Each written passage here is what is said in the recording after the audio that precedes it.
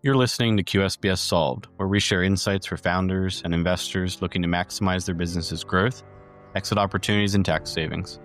Our team at QSBSrollover.com offers specialized services to help you benefit from owning qualified small business stock. Our podcast guests are leaders in their respective fields and work on every side of the startup journey to help founders and investors win. The ideas and opinions shared here are not investment, tax, or legal advice. Reach out and we'd be happy to connect you with a qualified advisor or tax counsel. For now, enjoy today's episode.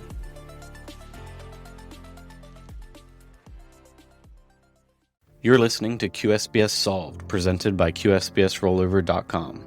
We feature audio versions of our most popular articles and insights, as well as exclusive interviews with professionals who live and breathe QSBS. You can find articles, rollover opportunities, planning mock-ups, and more at QSBSrollover.com.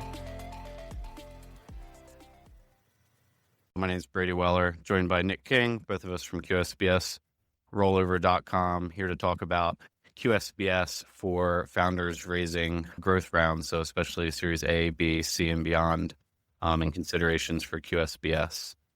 When we think about solving for founders maybe selling stock before the 5-year QSBS holding requirement, it's most often founders in the situation where they're taking secondary during growth stages of funding. So Nick, it's a good opportunity, especially as we're maybe in the midst of a boom of AI companies just kind of rocketing in value really early on and being able to raise large amounts of funding. Do you think it's kind of unique right now where we could be seeing larger rounds earlier? You know, a lot of people talk about one of the most important things for startups is timing. And, you know, we started thinking about rollovers 2 years ago.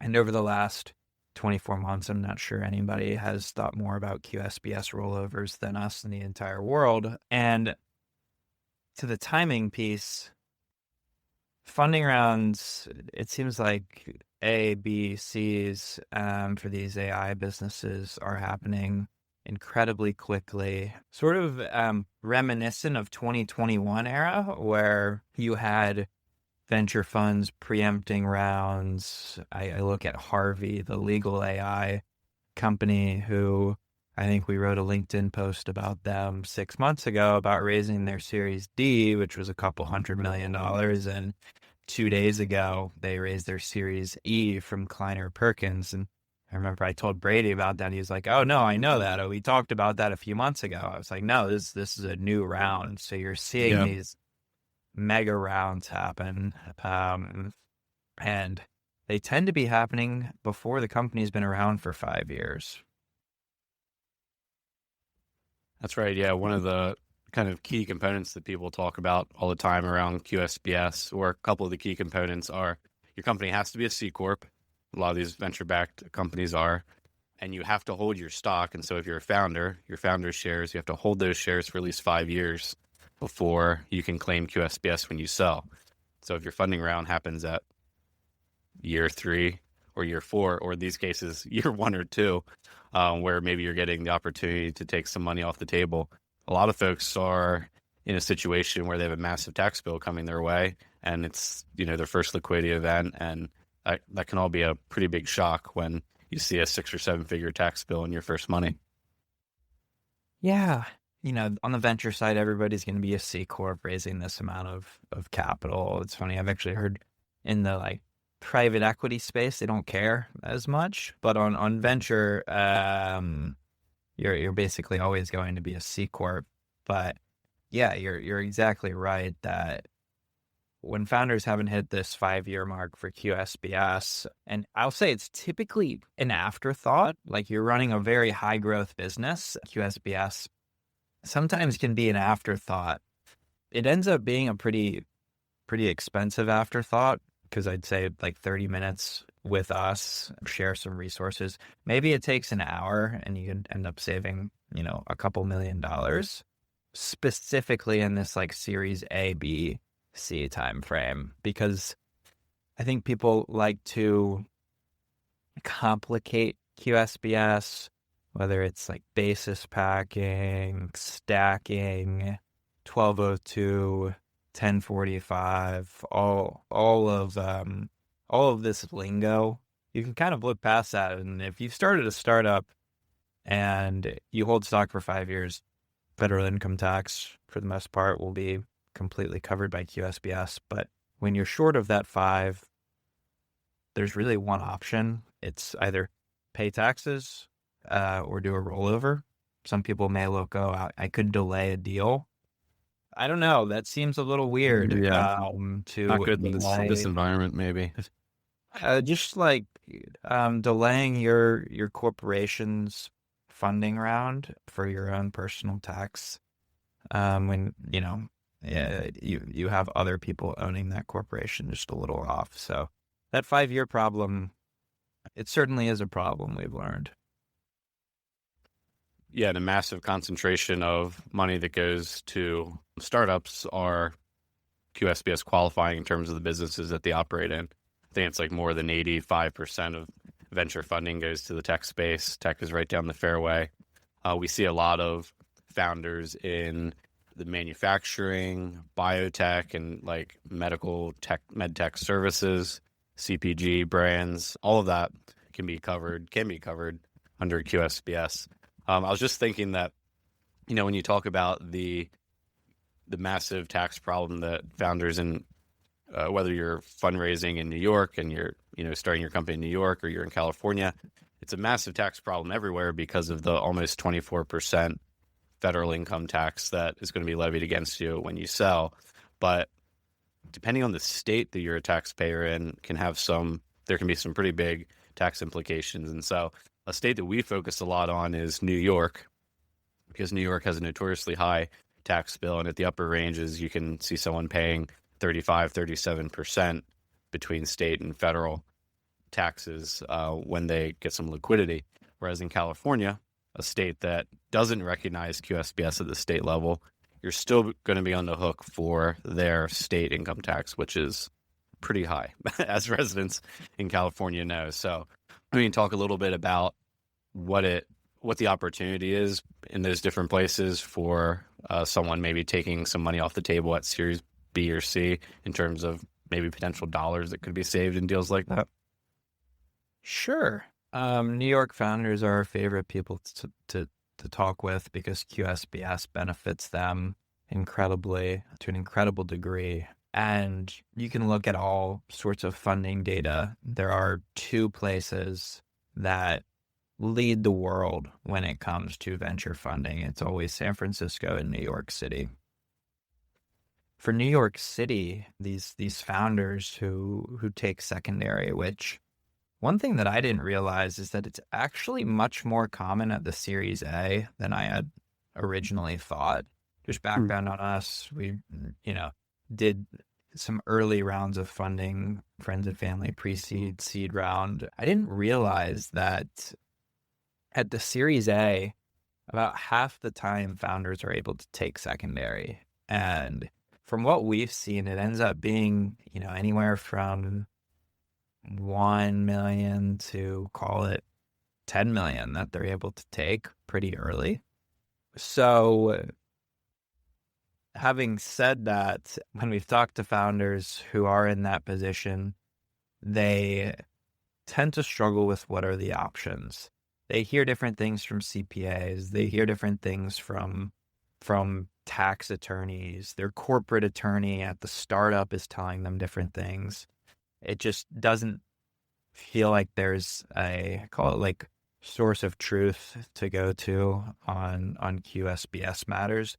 It makes a lot of sense because QSBS doesn't necessarily have to be totally black and white, but to quantify the magnitude of savings for these New York founders who say take a $10 million secondary, say they've held for 3.5 years, the tax bill on that would be anywhere from 3.3 to 3.8 million, and rollovers are kind of a way to put that 3.3 to 3.8 back in your pocket.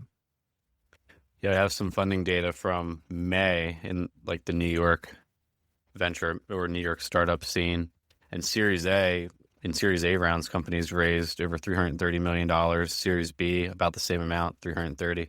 So call it $660 million across less than about 41 deals.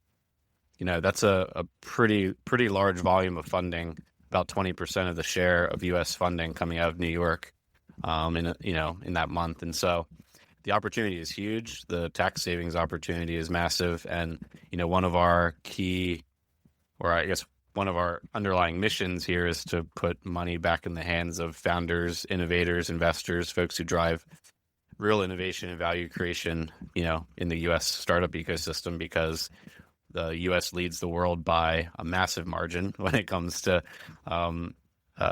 innovation, especially in the tech space. And it's because of the talent that we're able to retain and the way that we're able to deploy capital. And so we want to keep money back in folks' hands, and that's what QSBS rollovers can do.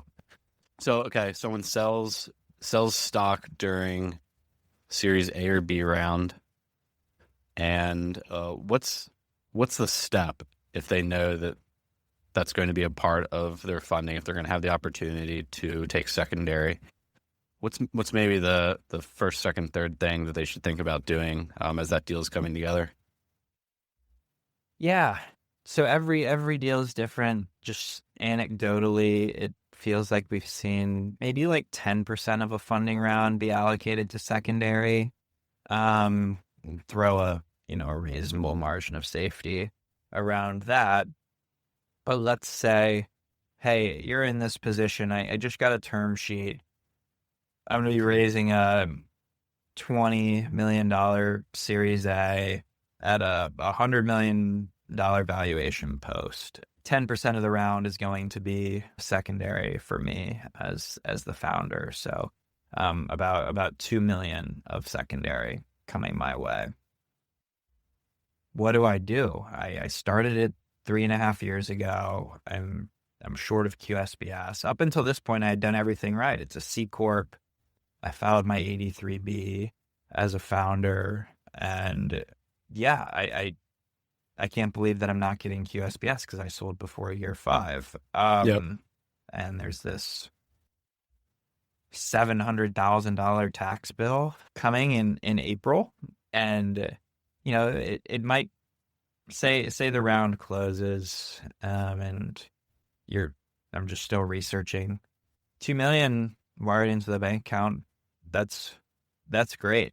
But sort of going and writing a check for $700,000 right on the back of that, that's coming in April. That's something that I don't think necessarily people internalize when they get that. It's like, oh, this is great. Internalizing that pain happens in April. But step one in terms of mitigating that tax bill is just understanding options. We talk obviously exclusively about QSBS rollovers, but there's opportunity zones where you could tie up that money for 10 years if you're looking to truly minimize tax. There's a lot of illiquidity and other sort of issues with OZs, but understand the options. The rollovers are one, OZs and taxes. So we like playing this role. We use this phrase like playing QSBS point guard when we talk to founders. So we talk to founders everywhere from, hey, I'm exiting my business for hundreds of millions, we're IPOing for north of $1 billion, to, hey, I'm starting my company next week. Like we like playing QSBS point guard. So if you have questions for a CPA, we have great CPAs. If you're thinking about trusts, we like referring out to top trust and estate professionals in the space. But I think understanding is a great first place to start.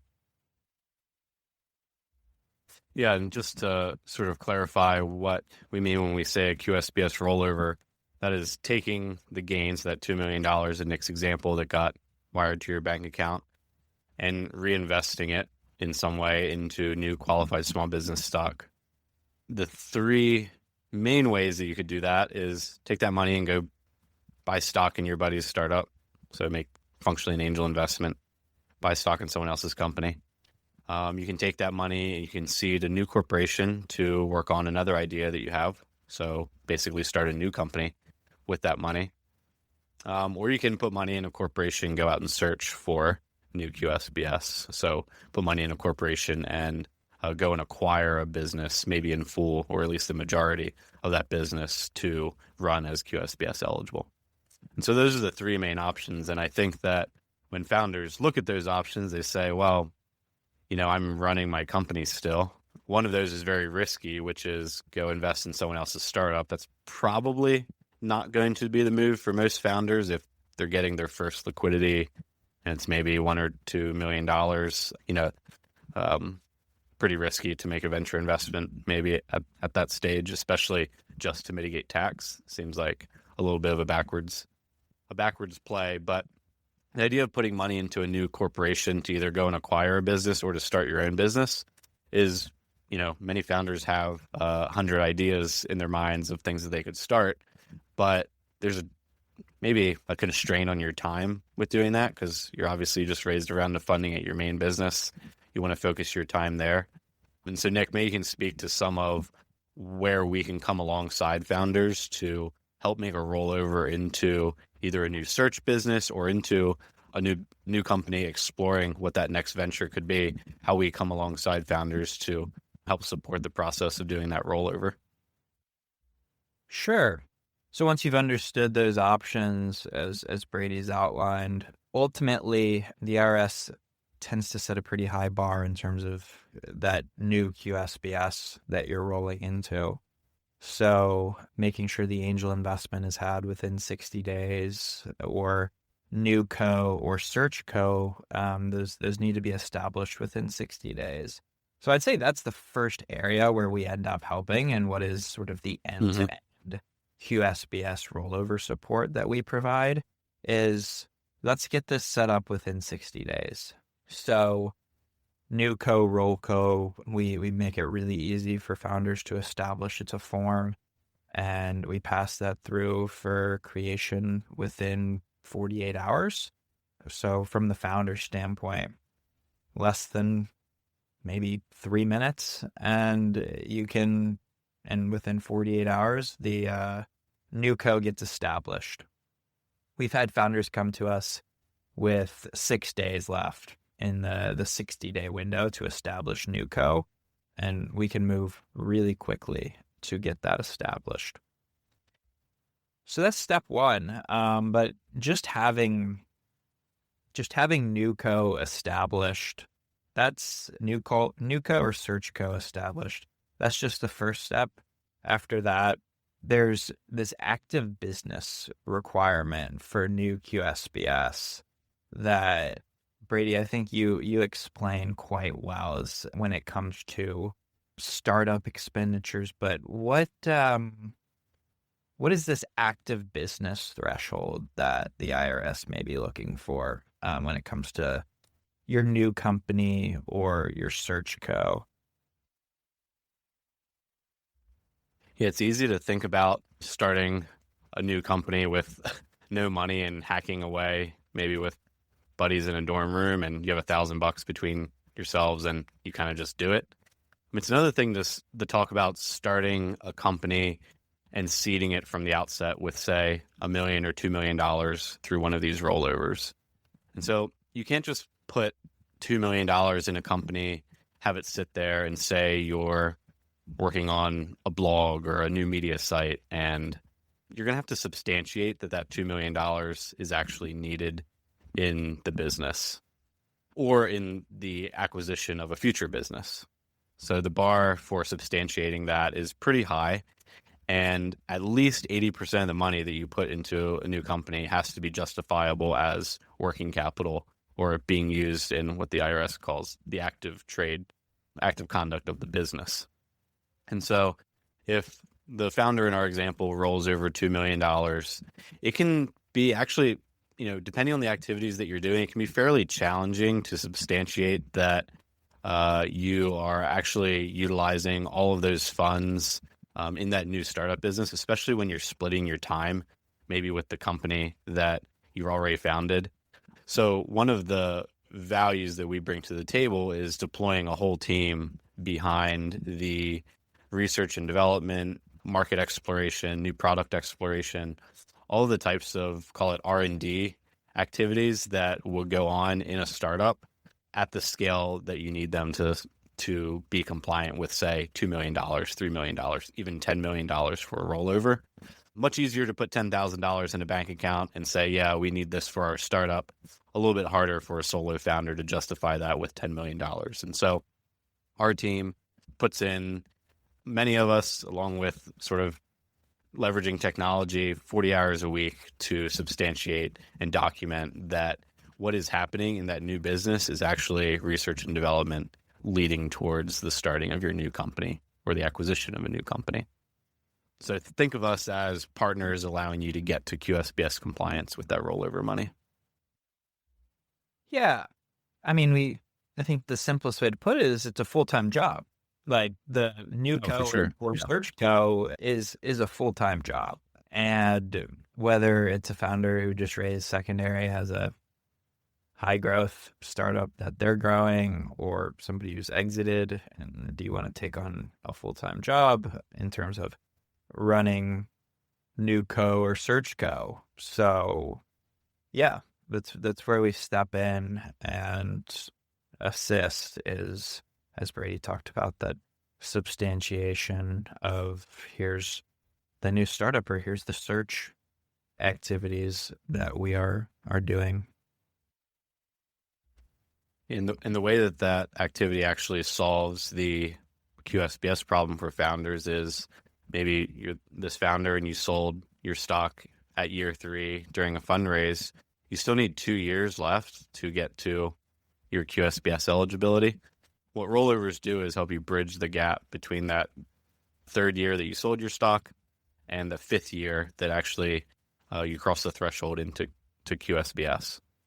And so if you take that money at year 3 and you roll it into one of these new corporations that you own, and you bring us alongside you to help you substantiate and comply with the research and development and working capital requirements for that rollover, you can actually be exploring markets, exploring new products, working on that new business for 2 years. And the IRS is going to say, hey, all of that search activity, all of that research and development, we see as QSBS qualified activity. And they'll give you that 2-year time frame to exclusively work on R&D. And so what that means for founders is that 3-year, that point at 3 years where they sold their stock, now they've rolled over and they've done R&D for 1.5 years, 2 years. Now they're at year 5 for QSBS. They're fully QSBS eligible on that stock, and they have a really great view of the market that their new business is going into. We've came alongside them and done market analyses, maybe done analyses on target businesses that could be acquired with that money that, help to bolster the progress of that new business. All the information that you could possibly need to get that new startup off the ground. We've done that legwork for you, and you have your QSBS qualification. Now, the great part is that you can move forward with that business, and that's what we hope founders do, because we want to see money continue to be deployed into innovation, like we said. But if for some reason, there still isn't an opportunity to continue with that business, simply winding the corporation down and saying, hey, try again another day, will grant you your QSBS benefit, regardless of whether or not you actually started that new business. And so that 2-year search period is in itself QSBS qualified. And so there can be a lot of power there and a lot of safety for founders and a lot of optionality with being able to actually explore a market for 2 years while staying QSBS compliant, regardless of the outcome. Yeah, I think it's worth echoing that the hold periods, they get combined. So you've sold secondary after 3 years, 2 years of new search co activities get added on. You at 5, you buy a business, you hire more people to a team to run new co. You decide, hey, there's nothing interesting in the market right now. all of those are options. And I think the search piece is very interesting in today's day and age, where I feel like every day you see some sort of statistic of baby boomers retiring. They hold all of this wealth in these small businesses that are effectively going to be on the market, and getting looks at businesses where, they might be a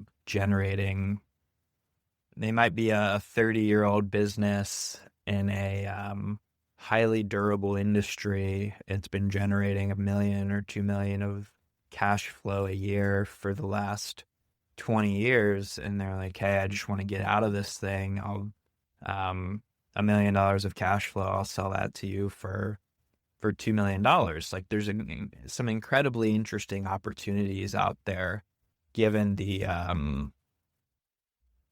sort of that macro trend.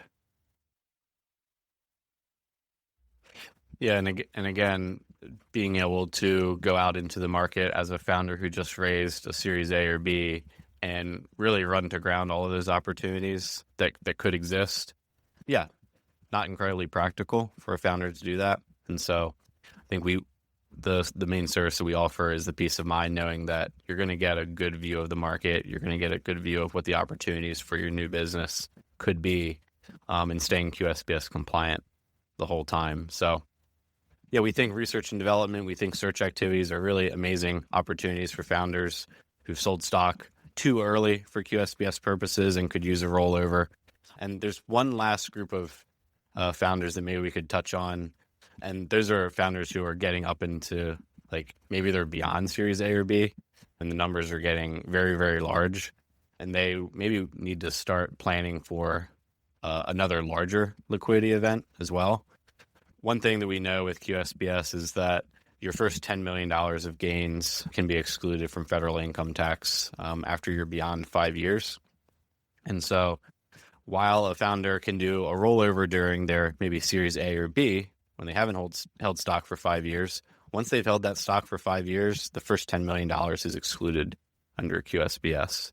And so there could be multiple stages along the journey, regardless of if there was an exit early or if there's an exit beyond 5 years, where substantial amounts of gains can be taken tax-free. And so today's webinar is just about that Series A, B founder maybe taking secondary early, but there are also opportunities to expand QSBS well above that $10 million cap for larger exits later on. And so we'll probably do another webinar and another podcast in the future talking about how to maximize your QSBS potential if you've sold your business for more than $10 million, which an amazing outcome, and also can have amazing tax savings outcomes as well. Thanks for listening to this episode of QSBS Solved. We hope to hear from you soon. Remember that the content shared on QSBS Solved is for informational purposes only and should not be construed as legal, tax, or investment advice. While we discuss strategies related to qualified small business stock, or QSBS, including rollover planning, listeners should consult their own tax, legal, and financial advisors before making any decisions. Laws and interpretations can change. Individual circumstances do vary.